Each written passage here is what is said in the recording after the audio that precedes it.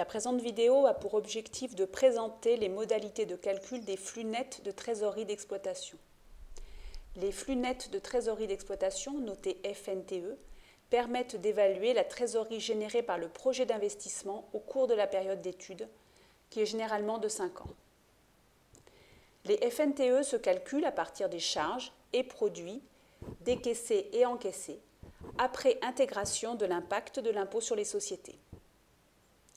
Vous constaterez dans l'image présentée que des codes couleurs ont été affectés pour identifier la nature des éléments intégrés dans le calcul. Bleu pour les éléments encaissables ou décaissables, c'est-à-dire générant des flux de trésorerie. Rouge pour les charges calculées, c'est-à-dire ne correspondant à aucun mouvement de trésorerie. Et enfin, vert pour les résultats intermédiaires.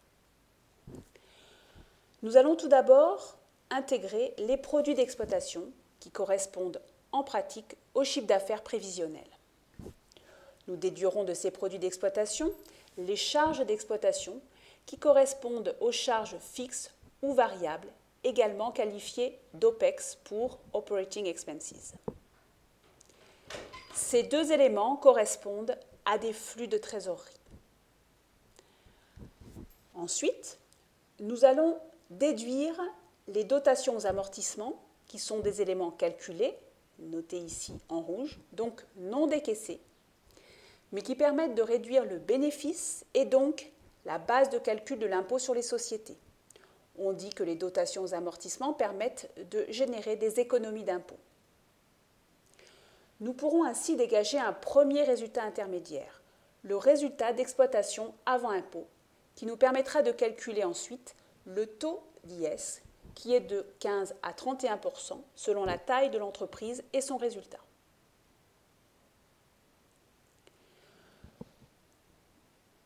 Nous obtenons à la suite le résultat d'exploitation net d'impôt. Pour obtenir la capacité d'autofinancement d'exploitation, c'est-à-dire la ressource de trésorerie générée par les opérations d'exploitation prévisionnelle, les dotations aux amortissements seront réintégrées car elles ne génèrent pas de flux de trésorerie. Elles sont donc neutralisées. On rappelle que le seul objectif de leur intégration dans le calcul est l'obtention de l'économie d'impôt sur les sociétés qu'elles permettent de générer. Cette capacité d'autofinancement d'exploitation va donc mesurer l'impact théorique et provisionnel sur la trésorerie du projet d'investissement. On rappelle également qu'on ne prendra pas en compte le mode de financement du projet à ce stade. En effet, si l'entreprise encaissait la totalité de son chiffre d'affaires, payait l'ensemble de ses fournisseurs et l'impôt sur les sociétés au comptant, et si, en complément, elle consommait la totalité de ses achats, donc ne constituait aucun stock, le calcul s'arrêterait ici. On pourrait ainsi obtenir, après intégration du prix prévisionnel de revente, le flux net de trésorerie d'exploitation prévisionnel. En pratique, il faut intégrer le fait que les clients ne règlent pas au comptant. De la même manière, les fournisseurs ne sont pas tous réglés au comptant.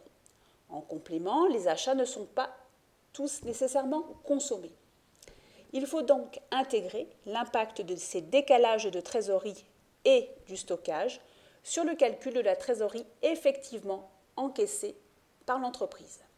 C'est le rôle du calcul de la variation du besoin en fonds de roulement d'exploitation.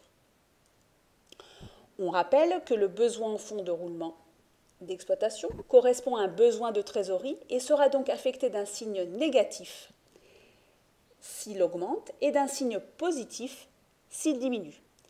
Cette diminution est notamment constatée lorsqu'on cesse l'activité, car en pratique, les derniers clients règlent sans que nous n'octroyions de nouveaux crédits auprès des clients, nous réglons les derniers fournisseurs et nous encaissons les produits des derniers stocks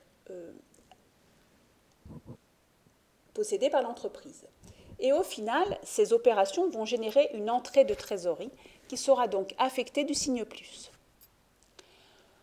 Pour terminer, on intégrera éventuellement une entrée de trésorerie correspondant au prix de revente de l'investissement net d'impôt, c'est-à-dire après déduction de l'impôt sur les sociétés afférent, Cette intégration se fera, et bien évidemment, si le prix de revente est substantiel. On obtiendra ainsi le flux net de trésorerie d'exploitation, dont le montant différera bien évidemment chaque année en fonction des prévisions de croissance du chiffre d'affaires et des charges afférentes.